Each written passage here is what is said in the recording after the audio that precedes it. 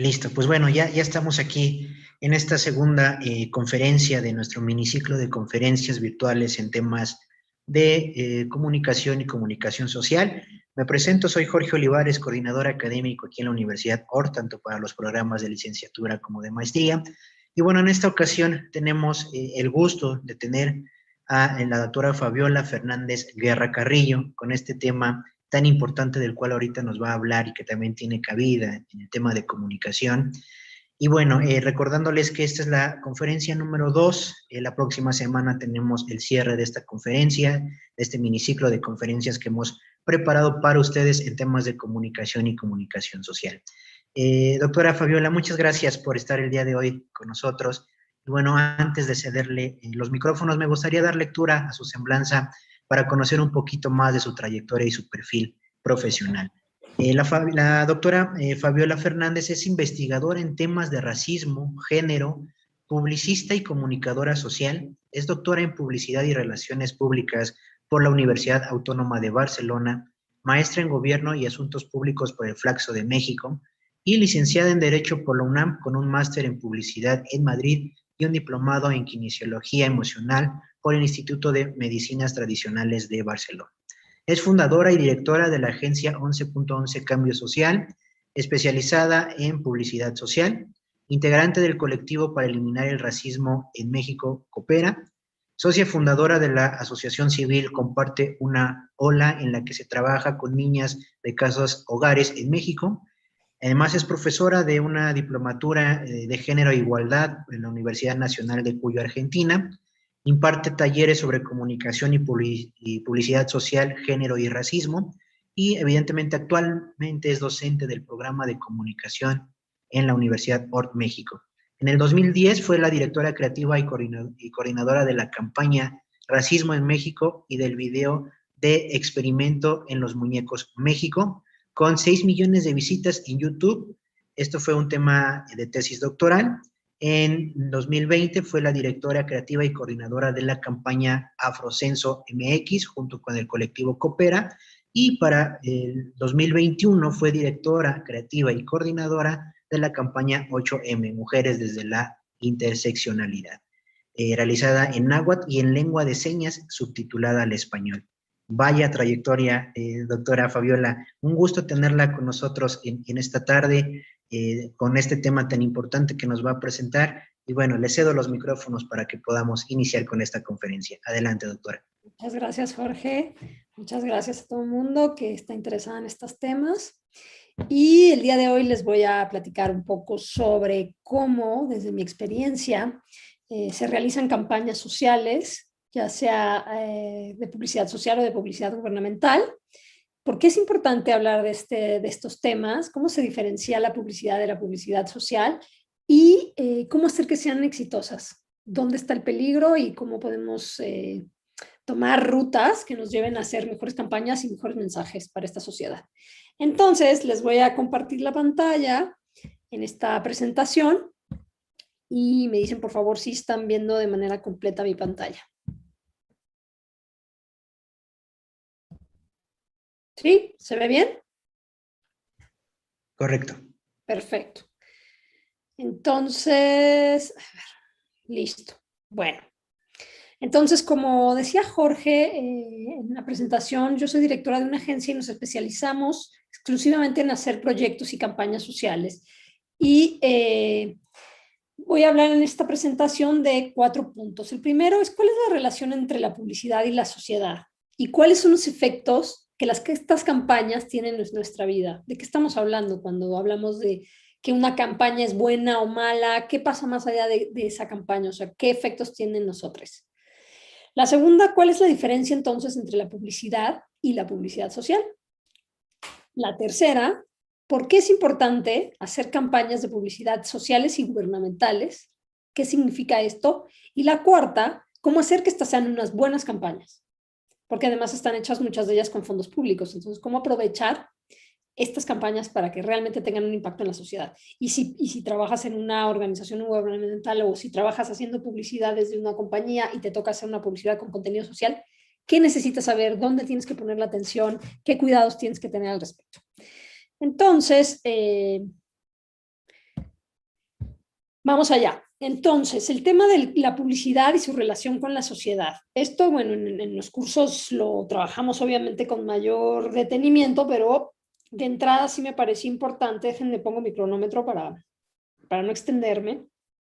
Sí me parecía muy importante establecer pues la relación mínima entre el amplio campo de cómo la publicidad afecta a lo que nosotros pensamos a veces incluso que es nuestro libre albedrío y resulta ser que no es tan libre ni tan albedrío, sino que tiene que ver con una forma. A la persona, el autor que aquí menciono, que se llama Edward Burns, se le considera el padre de la manipulación mediática y él era sobrino de Freud.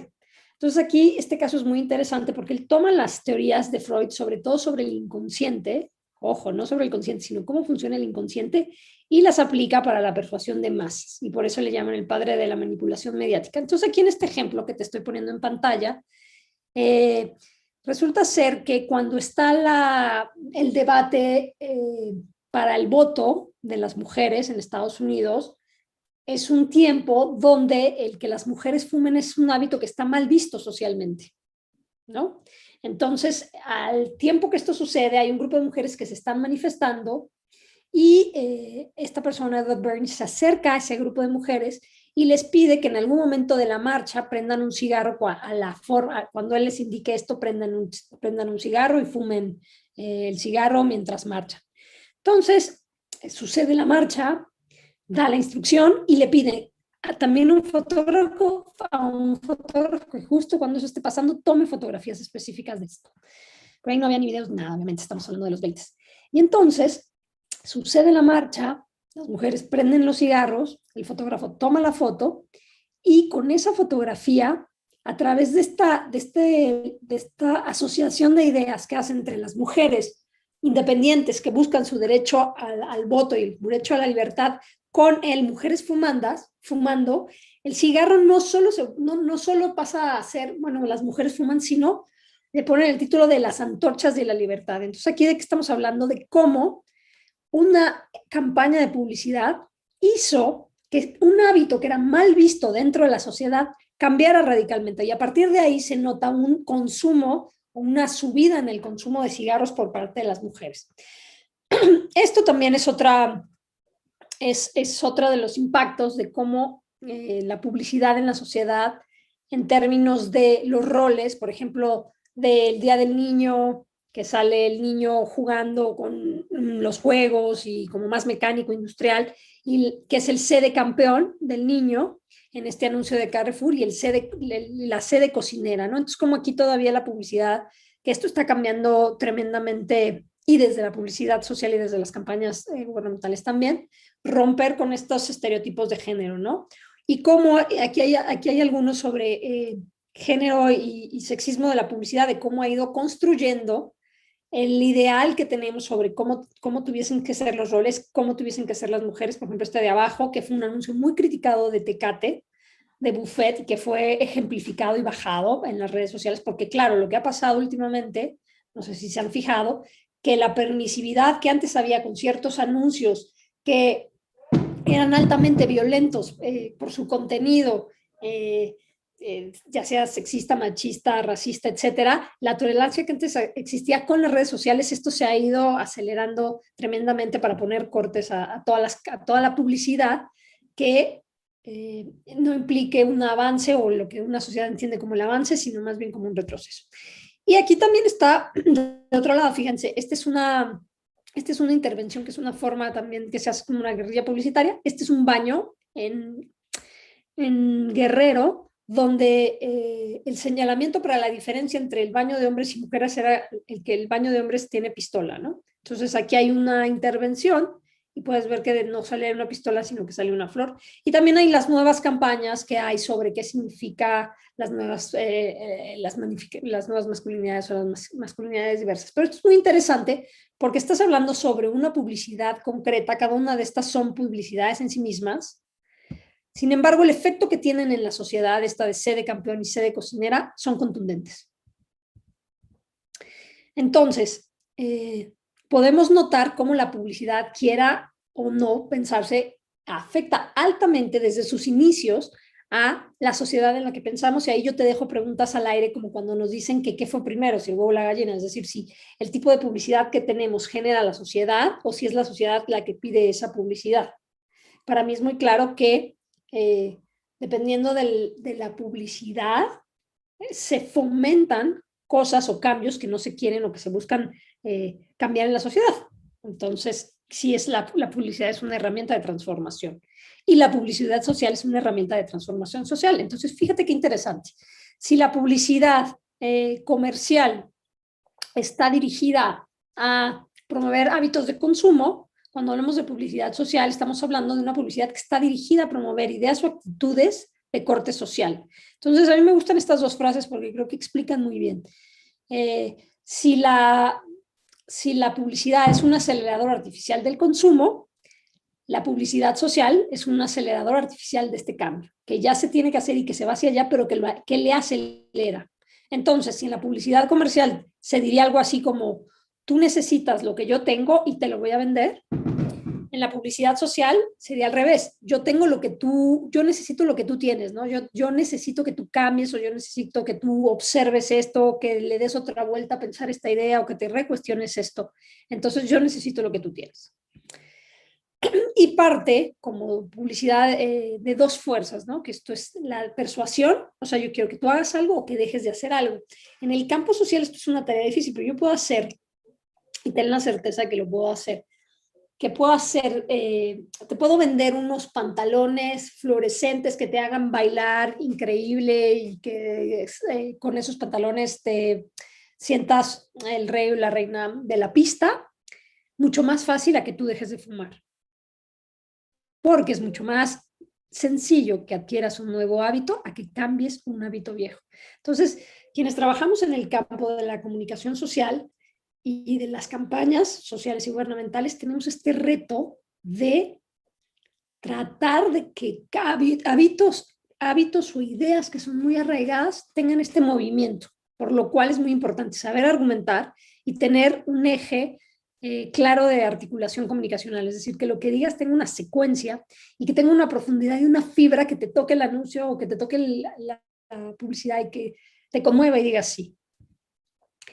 Algunas complejidades de esto, sobre todo cuando hablamos de la publicidad gubernamental.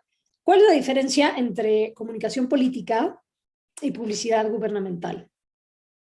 Cuando tú estás hablando de comunicación política, es aquella orientada a obtener el poder político, como es la publicidad electoral. Entonces tú hablas de las cualidades de un candidato, tú hablas de una candidata, tú hablas de por qué merece estar donde estar y va ahí a obtener el poder político. Y en teoría, la publicidad gubernamental tiene que ver, que se engloba dentro de la publicidad social, se debe utilizar para la comunicación de políticas públicas y para la comunicación de cuestiones de interés social. Sin embargo, en la práctica, sobre todo cuando estamos en cierres de sexenios, podemos ver cómo se engloba y dentro de lo que está haciendo el gobierno se engloba con el trabajo del candidato y no sé, sobre todo hay países en los que existen más, digamos que una normativa mucho más clara de cómo la publicidad gubernamental tiene que ser única y exclusivamente utilizada para determinados fines. Y hay otras donde, aunque está esa normatividad, se cuela. Y ya no te tengo que contar de todos los casos que hemos visto sobre candidaturas que presentan no sé qué, el INE les pide que las bajen porque se asocian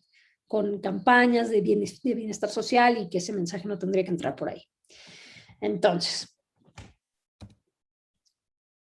vamos a ver, cuando estamos hablando de cómo interactúa lo social y la publicidad, siguiendo un autor que me gusta que se llama Feliu, él habla de que hay tres formas en que esto puede actuar. Uno, lo social de la publicidad. Dos, lo social en la publicidad. Y tres, la publicidad social. Entonces, fíjate bien, lo social de la publicidad es la función social que tiene la publicidad, que tiene que ver un poco con el caso este que te platiqué de las antorchas de la libertad y los cigarros Lucky Strike, que eran la marca de cigarros que se estaban anunciando. O sea, cómo dentro de la publicidad tiene esta parte de poder transformar a la sociedad. También hay una campaña que ahorita te voy a poner de Sud del Jamón, que es muy interesante, que hace Nike, digamos que en contraposición a la cirugía plástica, ¿no? Entonces se va con la idea de Sud del Jamón, transforma tu vida, que es como una parte más de salud, más saludable, ¿no? Luego está lo social en la publicidad, que sería lo que se llama publicidad con causa, y de hecho hay varias, en México está el Festival del Caracol y en final hay varios premios sobre este tipo de publicidad, y sobre la primera también, donde son, digamos que instancias comerciales que quieren impulsar causas sociales, ¿no? Entonces quieren favorecer obviamente las ventas de su producto, pero también al hacerlo ayudar a causas sociales. Y después está la publicidad social, donde específicamente se piensa desde un inicio en cómo hacer con un problema público, problema social y cómo ayudar a cambiarlo. Fíjate, te lo pongo en imágenes. Esta es la campaña de Sud del Jamón. No sé si ustedes se acuerdan, pero bueno, aquí está el cirujano.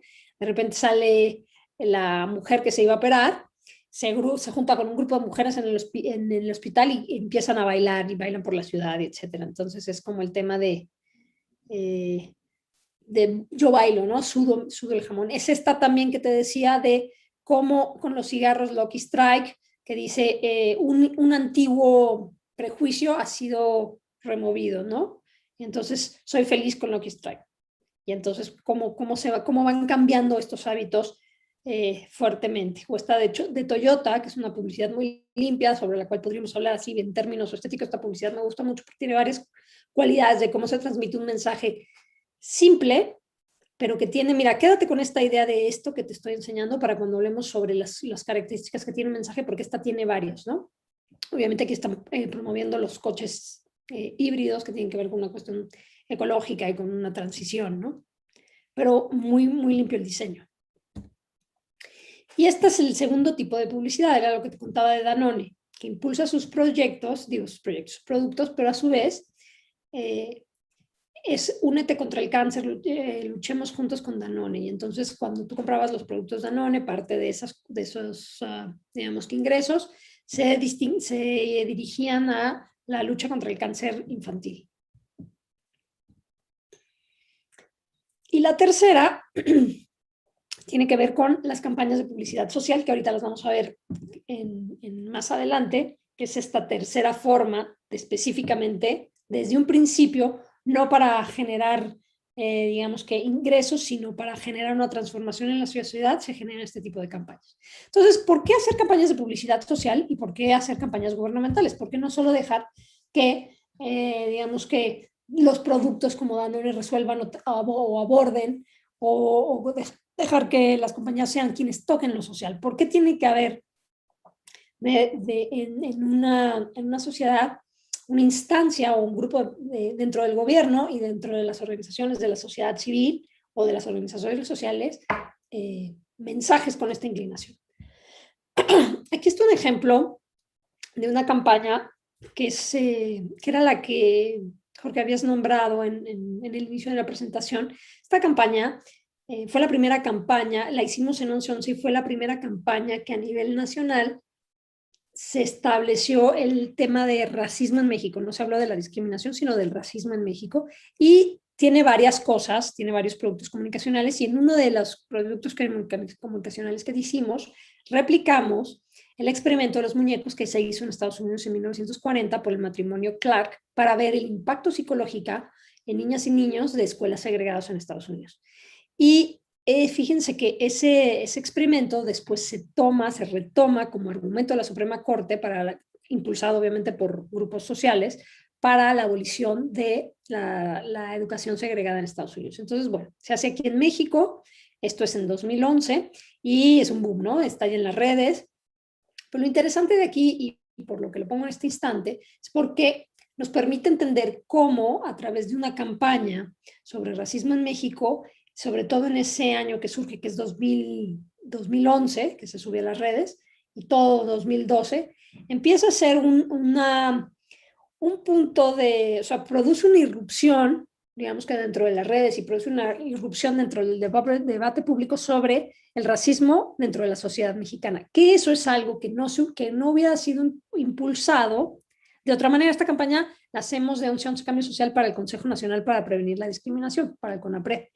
Y de hecho, hasta la fecha todavía se utiliza como una herramienta como para abrir el discurso sobre o los debates sobre el racismo en México, ¿no? Entonces ahí vemos claramente cómo este tipo de mensajes irrumpen en la esfera en temas que son difíciles o controversiales o que hay que tratar, y hay que tratar de una manera muy específica para que tengan el éxito y tengan esta secuencia y produzcan, sobre todo, las reflexiones o los movimientos que queremos que se hagan con estas campañas. Y eso lleva una técnica.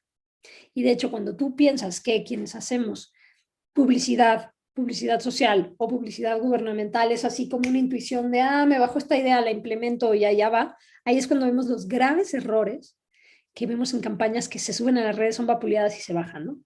Por varias cosas. Ahorita vamos a ver algunas de ellas. Entonces, cuando estamos hablando de estas campañas, ¿dónde está el retorno de inversión? Es decir, Coca-Cola, cuando hace un anuncio de publicidad, tiene un retorno de inversión que le permite al año siguiente muchísimas más ventas y entonces tener esos ingresos para seguir generando publicidad, que además es deducible de impuestos, y entonces puede generar anuncios cada vez más creativos. Además tiene un grupo de gente que está pensando en esas ideas, cuidan mucho sus campañas y por eso tiene eslogans tan efectivos, ¿no? Porque entienden bien cuál es el ciclo del retorno de inversión de la publicidad. Entonces, en el caso de lo social, ¿dónde está ese retorno de inversión? Y aquí es el tema central. Cuando hablamos de campañas sociales o de campañas de publicidad gubernamental, el retorno no está a corto plazo. ¿Por qué? Por lo que te decía en un inicio, que provocar un verdadero cambio en la sociedad no lo consigues en 3 meses, no lo consigues en 4 meses, probablemente tal vez no lo consigas en un año. Tal vez tengas que estar con ese mismo mensaje social 5 años, porque es una sociedad que lleva, no sé, 40 años, 50 años de una manera. Si tú quieres que se deje de utilizar envases de unicel porque se tardan 200 años en degradarse, pero es una práctica que se ha implementado en los últimos 20 años y haces una campaña de solo 3 meses, aunque sea brillante y muy potente, que es lo que pasa muchas veces, no tiene la fuerza porque no tiene la continuidad que se necesita para llegar al mediano y a largo plazo. Y sin embargo, en el mediano y el largo plazo, cuando tú trabajas y atacas problemas sociales, tiene un retorno de inversión altísimo, porque imagínate si tú hicieras sigo el mismo ejemplo, una campaña sobre el no uso de unicel sostenido por 10 años, lo que eso implica en términos de ahorro de el dinero que se tiene que invertir en la rehabilitación de los ríos, de los mares, de la basura, en el manejo de la basura, en toda la parte química para poder disolver el unicel, para poder recolectarlo, para poder... Todo esto, si tú lo checas de manera económica, cuantificable, a mediano y a largo plazo, te darás cuenta que tú estás haciendo probablemente una inversión de 1 millón, por ejemplo, no, si lo haces a 5 años, pon tú que es una inversión de 20 millones de pesos y te estás ahorrando a mediano y largo plazo 200 millones de pesos. Pero no se ve. Y no solo que no se ve, sino que también no necesariamente te reditúa a quien impulsa la campaña. Es decir, la campaña puede estar empezada por una organización, en una organización puede ser, ¿no? Que una misma organización pueda tener 10 o 15 años con un mensaje como las hay en México y que le reditúe, pero en el caso del gobierno, como son sexenales, es difícil que se le apueste porque ahí implica un nivel de conciencia diferente, de entender hacia dónde se va, que haga que esto funcione de esta manera. Y entonces, bueno, ya vamos al cuarto y último punto. Perdón. Unos fuegos artificiales a corregir. Bueno, entonces, ¿cómo hacer campañas sociales y gubernamentales que sean exitosas? Pues puedes hacer muchas campañas que pasan desapercibidas, que son vapuleadas o que no se arriesgan, pero por tanto no producen nada relevante, ¿no? Entonces, aquí hay una parte muy importante que cuando damos clases hacemos mucho énfasis en esto. Fíjate que hay mucha gente que cuando tú le planteas, o sea, está el espíritu creativo, no, yo soy una persona creativa, a mí me encanta, se me da, etcétera, ¿no? Entonces empiezas, bueno, pues, ok, entonces, ¿qué idea vamos a hacer? ¿O cómo quieres cambiar esta problemática? ¿O qué idea comercial se te ocurre? Y entonces empiezan, bueno, que baje un helicóptero y entonces está sobre la cancha de fútbol y entonces ya está hablando sobre el tercer punto que aquí te pongo abajo, que es la ejecución de una idea creativa, y no tienen idea. Cuando no está la idea creativa y tú estás pensando en cómo ejecutarla, lo único que estás haciendo es tirar dinero a la basura, porque sin una idea creativa sólida, sin un mensaje central claro de lo que quieres decir, después cómo decirlo de la mejor manera, de la manera más original, después cómo ejecutarlo de la mejor manera, si tú te saltas en orden en esta trilogía que te estoy dando, te aseguro que la campaña no va a ser buena. Entonces, la forma de hacerla es primero mensaje, después idea, después ejecución. para todo mensaje es muy importante el trabajo de investigación previo. Si tú te interesa no solo lo comercial, pero si también te interesa lo social y campañas gubernamentales dentro de lo social, es muy importante la investigación, porque eso es lo que realmente te va a poder hacer darle al blanco, decir un mensaje que realmente movilice. Mientras tú más sepas, mientras tú más reflexiones y conozcas, vas a poder entender más qué es realmente lo que exactamente o lo ideal para escuchar. También mirar otras experiencias y tener un buen brief creativo, que bueno, es una cuestión más técnica, pero ¿qué es lo que quieres decir? ¿Qué es lo más importante? Porque muchas veces pasa cuando trabajamos con organizaciones de la sociedad civil o agencias, otras agencias o incluso, bueno, también instituciones gubernamentales, que cuando te sientas en esta primera reunión creativa y dices, bueno, ¿sobre qué vamos a hablar? Resulta ser que quieren impulsar 3 mensajes al mismo tiempo, que esto es uno de los principales errores. Un mensaje, una campaña.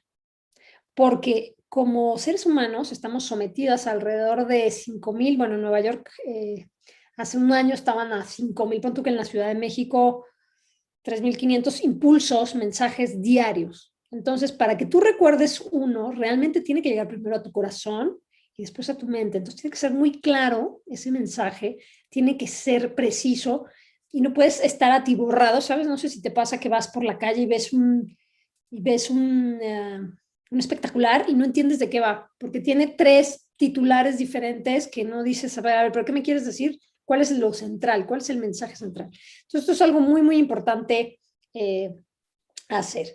Y otra cosa es, la mejor manera de tener una excelente idea es tener muchas. A veces puede venirte esta inspiración divina, que sí, sí la hay, de decir, esto es, pero generalmente esta inspiración hay que decantarla y al día siguiente ver si todavía se sostiene este es, o si se te ocurren otras ideas y darle vueltas y vueltas, vueltas hasta que tú por dentro haces como un clic que dices, esta es la idea, lo tengo. Y una vez hecho esto, y tiene que tener las siguientes características, que es que sea atractiva, que sea relevante. Relevante significa que sea provocativo, que esto te lo da el insight, o el insight sería traducido como la fibra psicológica que se mueve con una campaña que te conmueve, ¿no? Esto que te conmueve.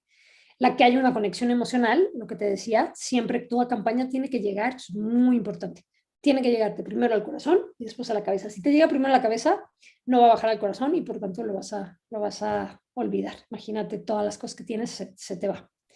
Tiene que ser simple, un mensaje, un beneficio y tiene que ser original. El camino más seguro es el camino más peligroso, ¿no? Que es decir, no me voy a arriesgar, voy a algo gris, ¿qué pasa así? Pues no te enteras. Y había algo más que te quería decir, pero bueno, ya no me acuerdo. De todos modos, si al final tienes alguna duda, pues con todo gusto. ¿Qué pasa con aquellas campañas donde se saltan estos procesos de investigación previa, de entender bien los insights? Ya me acuerdo. Otra cosa que es muy importante y que llega con esto de peligros y errores comunes. Cuando nos dedicamos a hacer publicidad, pero específicamente, tanto publicidad, pero específicamente cuando haces publicidad social o publicidad gubernamental, es fundamental que tu idea la testes, hagas un pretesteo con el grupo al que va dirigida esta campaña. Nosotros en 1111, que siempre pretestamos, no hacemos ninguna campaña como directora, ninguna campaña sale sin pretesteo, porque aunque le hayas dado mucho tiempo, aunque tengas mucha investigación, aunque tú sientas que ya diste en el blanco, etcétera, no lo puedes saber hasta que no está con la población objetivo a la que tú quieres impactar, porque ahí es donde te vas a dar cuenta de cosas muy importantes, de pequeños detalles. Mira, por ejemplo, una vez hicimos una campaña sobre estancias infantiles y había una frase, esto te lo doy por un ejemplo mínimo, pero es muy importante. Había una diferencia entre una frase que decía mamá no sé qué y después mami no sé qué, que tenía que decir el niño, ¿no? El niño, en esta caso era un niño que hablaba con la mamá y en otra cosa era un mensaje que de afuera le hablaba a la mamá. Y en el grupo tú pudieses pensar, bueno, mami es como más cariñoso, ¿no?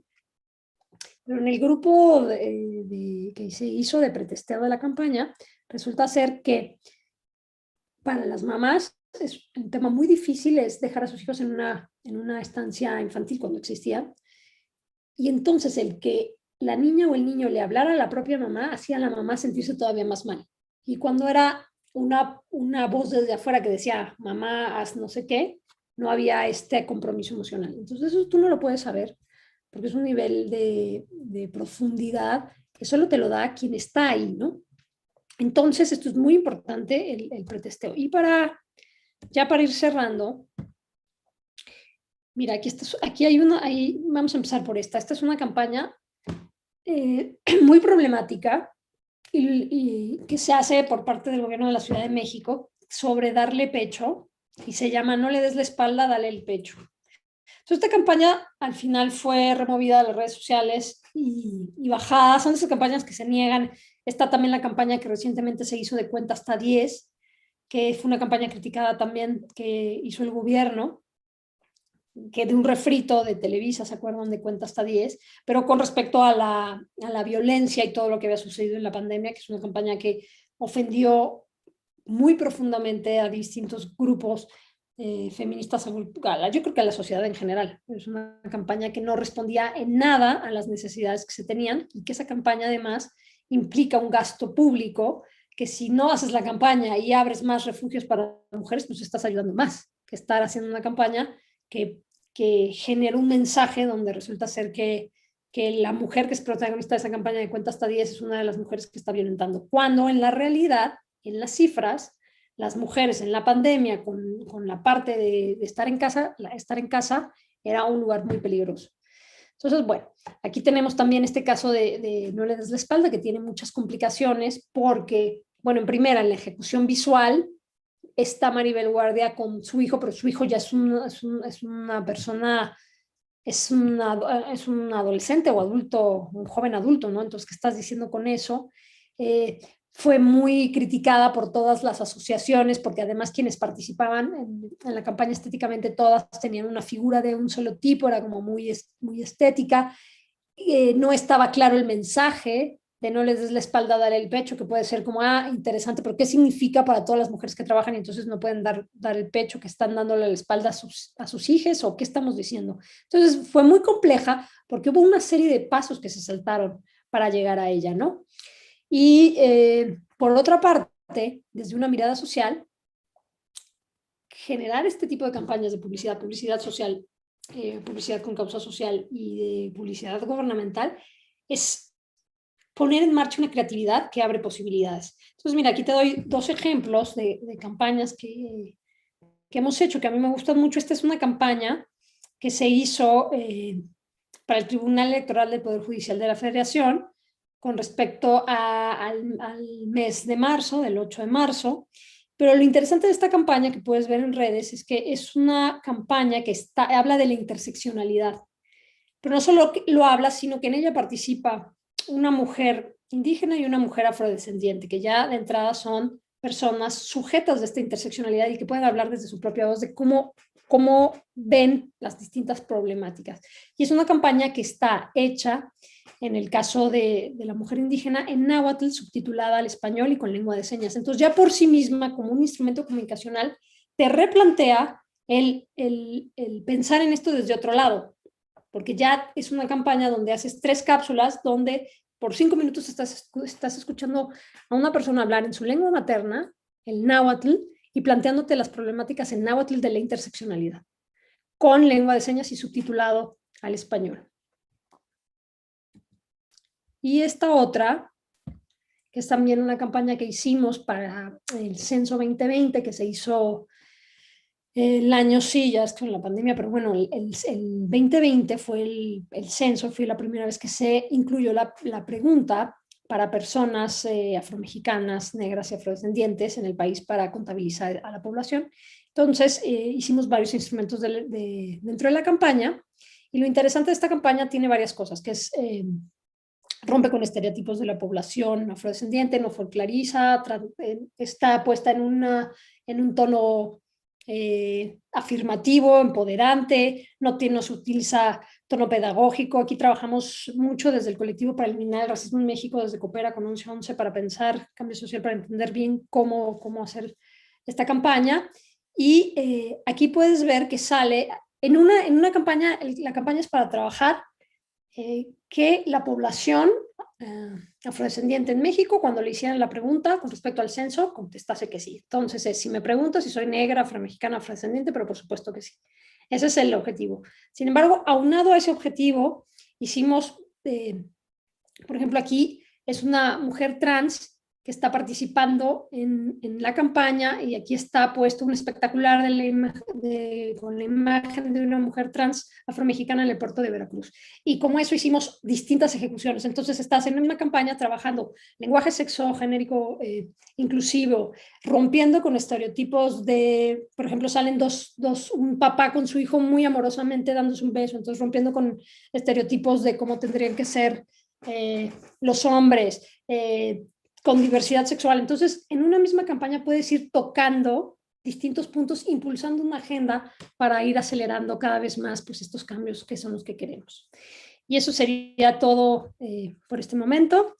Muchas gracias. No sé si dejé mi correo por ahí en la presentación, creo que no, pero bueno, para cualquier duda lo tienen ahí, si no es fabiolafgc@gmail.com, y también a través de la ORT me encuentran. Perfecto, muchas gracias. Listo, Fabiola, muchas gracias. Excelente tema, justamente que traemos hoy a la mesa, un tema bastante importante que podríamos, pues, justo halagarnos y empezar a adentrarnos justo en el tema durante mucho más tiempo. Pero bueno, ahora por cuestiones justo de la conferencia, pues bueno, estamos también invitando a aquellos que asistentes, si tienen alguna duda o comentario, con todo gusto. Y si me permites yo plantear nada más dos preguntas muy breves para ir cerrando también esta presentación que nos hiciste ahora, ¿no? Uno sería, ¿cuáles, nos has ido exponiendo a lo largo de tu presentación justamente estas vertientes y estas características que debería tener justo la publicidad social, ¿no? De manera puntual, ¿cuáles serían justamente estas características, estos atributos que debería de tener una campaña de publicidad social para que pueda transmitir de manera clara el mensaje justo social y no caer en una campaña meramente de marketing como tal, ¿no? Entonces, ¿cuáles serían justo esos principales atributos desde tu experiencia para poder justo tener impacto en esta campaña social?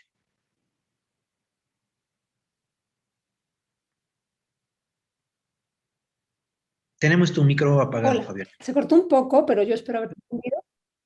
Ya me escuchas, ¿no? Ahí te escucho perfecto. Perfecto. Entonces, tu pregunta es, ¿qué características tiene que tener una campaña para tener impactos sociales, correcto? Correcto. Ok. Pues mira, tiene que ver justo con lo que les decía. Primero, tiene que haber una investigación previa, porque cuando tú trabajas los temas sociales, pues imagínate, no sé, un día nos toca hacer, por ejemplo, una campaña. Esta campaña también fue muy interesante porque era una campaña, fíjate, era la campaña para evitar la propagación de VIH en usuarios de drogas inyectables. Entonces, era de personas heroinómanas en Mexicali que tenían un impacto porque consumían heroína, pero para conseguir dinero para ello, ejercían prostitución en una ruta donde pasaban muchos camiones de carga y camiones de mudanza. Entonces se detectaron un proceso de infección que se daba desde Mexicali hacia arriba y hacia abajo del país. Entonces, fíjate toda la complejidad. Y la respuesta que teníamos que dar a eso, primero no era que no usaran drogas inyectables, sino era que no compartieran la jeringa para que no se infectaran de VIH. Entonces, ahí tienes que tener muy claro cuál es el mensaje central que tú quieres transmitir, ¿no? Porque si tú te vas por el lado, por ejemplo, si nos hubiéramos ido por evitar el consumo de la heroína, pues eso no es la petición que nos estaban diciendo en la problemática planteada, ¿no? La problemática era parar la infección de VIH en las rutas. Entonces, distinguir bien sobre qué tienes que ir. Segundo, digamos que para hacer esa campaña, pues tuvimos que ver cómo era la situación en los picaderos, ¿no? De picaderos de heroína. Entonces, el problema de los picaderos de heroína era que eran muy mal vistos, que evidentemente quienes iban allá, pues iban, digamos que medio escondidas, Entonces tú no puedes hacer una campaña que visualmente ponga picadero aquí, ¿me entiendes? O sea, no se podía poner una publicidad al exterior porque hubiera resultado, hubiera ahuyentado a la población de ese lugar y no hubiera funcionado como lo quisiéramos, ¿no? Entonces, por ejemplo, ahí la estrategia fue ir con graffiti en el picadero a través de gente de trabajo social que ya entablaba relación con usuarios de drogas inyectables para hacer la publicidad social, la campaña dentro de los picaderos, porque lo interesante también era que en ese momento, que es donde se producía, digamos que el uso de las drogas inyectables, pues ahí era donde se detuviera el tema de las jeringas. Y bueno, como eso, utilizamos otras estrategias más que funcionaron muy bien, pero funcionaron muy bien porque hicimos una investigación previa, tuvimos muy claro cuál era el objetivo que queríamos alcanzar, tratamos de que la publicidad fuera creativa, es decir, no dijimos, bueno, vamos a hacer stickers y vamos a hacer no sé qué, que no servían para nada. La publicidad la hicimos en un porta jeringas, porque justamente el problema era que perdían las jeringas, entonces el mensaje lo mandamos en un porta jeringas que era muy cómodo, que lo podían traer en sus calcetines o en su cinturón, porque tenía una hebillita, y ahí decía el eslogan, ¿no? Que era no la roles, que era una cosa muy sencilla, con una gota de sangre y una jeringa, ¿no? Que entendí, porque también es un mensaje que tú no puedes complejizar cuando la gente está utilizando drogas, es muy complejo, entonces tienen que entenderlo muy sencillo de la primera. Y que testamos para ver cómo funcionaba y que entendimos cuál era la problemática real y por qué se perdían las jeringas, ¿no? Entonces, es una cosa tan cruda como eso, como de decir, bueno, pues estoy haciendo campañas de un mensaje social, pero tengo que evitar el VIH, pero si evitar el VIH significa en este momento que no se compartan las jeringas. Entonces, ahí es eso, son todos esos elementos que tienes que analizar para decir esto se tiene que hacer de esta manera, pero eso solo te lo da el entender, que yo creo que eso es muy importante, y sobre todo para esta licenciatura y para los programas también de maestría y doctorado que tenemos, ¿no? Que los mensajes de publicidad, tanto publicidad comercial como social y gubernamental, requieren de una parte técnica y de una expertise que te lo da el estudio y sin duda la experiencia, ¿no? A campaña vas analizando, pero hay una parte muy técnica, hay cosas que no te puedes saltar. Y eso no es una corazonada, no es que una campaña salió, o sea, todo esto que cuando tú lo ves muy simple, esta presentación que te ponía del Toyota, de la hoja ahí, que dices, bueno, es una idea, no. Lo simple lleva atrás un proceso muy complejo que se va depurando hasta decir esto. Entonces, quienes trabajamos en las campañas sociales, pues tratamos de hacer eso, ¿no? De este proceso de depuración que lleva a cuestiones técnicas que hay que aprender y hay que respetar y hay que sistematizar también, ¿no? Parte del trabajo de investigación doctoral fue analizar cómo había sido la reacción en el primer año en YouTube del video del experimento de los muñecos, qué se discutió y por qué, para entender cuál es la ideología con recepción sobre la recepción de este mensaje social para ver cómo podemos hacer mejores campañas, ¿no? O sea, cómo están respondiendo a nuestra campaña para entender cómo sigue la conversación. Claro, estupendo. En ese sentido, justo con estas, digamos, atributos y características bien puntuales que debería de tener justamente esta publicidad social, este mensaje social que se hay que transmitir, ¿consideras justo en el tema de las organizaciones de la sociedad civil y bajo este contexto político, económico y también ahora que nos ha llevado la parte sanitaria y de pandemia en un contexto mucho más digital, ¿consideras que justo las organizaciones de la sociedad civil tendrían un excelente aliado en estos temas de publicidad social justo para llegar al impacto que se busca, llegar a las metas, a los objetivos? ¿Cómo vislumbras ese aspecto de la cuestión de las organizaciones de la sociedad civil? Sí, yo creo que es fundamental. Es fundamental porque si tú estás haciendo un trabajo, pero tu mensaje no llega, hay dos tipos de mensajes, ¿no? Que es el que trabajamos con las organizaciones. Bueno, yo diría tres. Pero el primero tiene que ver, y que muchas veces pasa, que a veces lo que te digo es que la organización no tiene ni claro cuál es su comunicación interna.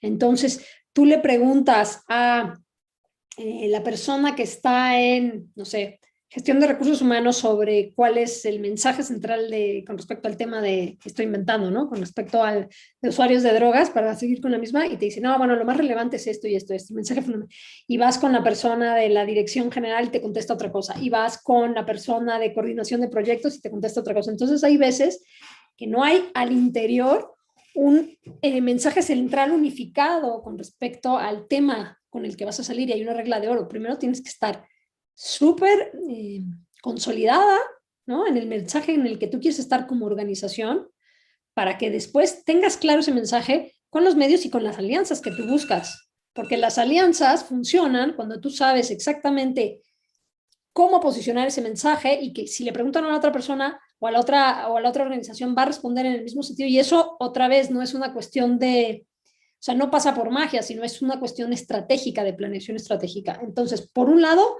ayuda mucho ahí. Y por el otro lado, para posicionar ahora en redes sociales mensajes y el trabajo que se está haciendo, pues es una plataforma excelente. De hecho, esta es en términos económicos, la campaña que se hizo para el CONAPRED le redituó como en 10 millones de pesos, y la inversión fue sin duda muchísimo menor, ¿no? Pero en términos de tiempo aire, entrevistas, se hizo entrevistas en televisión nacional, en televisión internacional, hicimos una intervención que se llamó El regreso de los indios verdes, que justamente incluso hasta el año pasado, que pusimos unas estatuas de los indios verdes que estaban en el Paseo de la Reforma y que fueron, no sé si se acuerdan, bueno, Metro Indios Verdes viene por esa historia, que en realidad movieron a los indios verdes porque cuando entregaron las estatuas tenían rasgos fisionómicos que no obedecían a lo que se esperaba, que era un corte como más europeo, ¿no? Vencido de lo indígena, pero en el corte europeo, con los tamaños, con la nariz, con los perfiles. Y aquí los indios verdes guardaban una proporción diferente. Entonces, lo que quiero decir es que sí es una muy buena, es un muy buen momento, una muy buena oportunidad para las organizaciones, y sobre todo para aprender esta parte técnica de cómo, sobre todo los tips, que no, a veces es muy importante saber qué no hacer, ¿sabes? Como de, iré viendo que sí, pero qué no, o sea, los puntos rojos en los que tengo que tomar mucha consideración para que mi campaña esté de este lado y no esté de este lado, eso es muy importante, ¿no? Claro, estupendo, Fabiola. Pues ahí está justamente este tema tan interesante, que también son unos de los temas que pudieran ustedes abordar dentro de la licenciatura en comunicación, y justo con profesores de esta calidad como la doctora Fabiola. Pues bueno, doctora Fabiola, vamos a ir cerrando ya con esta conferencia. Lo único que resta, pues bueno, es agradecerle la participación en la misma, recordándoles que esta transmisión, se realizó la transmisión directamente en nuestro canal de YouTube de la universidad, por si gustan posteriormente irlo a revisar y compartir con otras personas, pues bueno, les agradeceríamos mucho. Está abierta la invitación a nuestra próxima conferencia dentro de 8 días, el día martes, con el profesor Rolando Cuevas, hablándonos en temas de cine y comunicación, y cerraremos nuestro ciclo de conferencia. Y bueno, aquellos que estén justo interesados en ingresar a nuestro programa de comunicación o revisar nuestros programas académicos, visiten la página de la universidad, www.ort.edu.mx, y con gusto le damos seguimiento a sus dudas y comentarios. Doctora Fabiola, muchas gracias. Si te quieres despedir, por favor. Bueno, un gusto estar aquí con la Universidad Ort hablando de estos temas, y espero que todo el mundo tenga muy buena tarde, que estén muy bien, que gocen de muy buena salud, y gracias por su atención. Muchas gracias. Hasta luego, Fabiola. Gracias a todos y seguimos en contacto. Nos vemos dentro de 8 días en la última.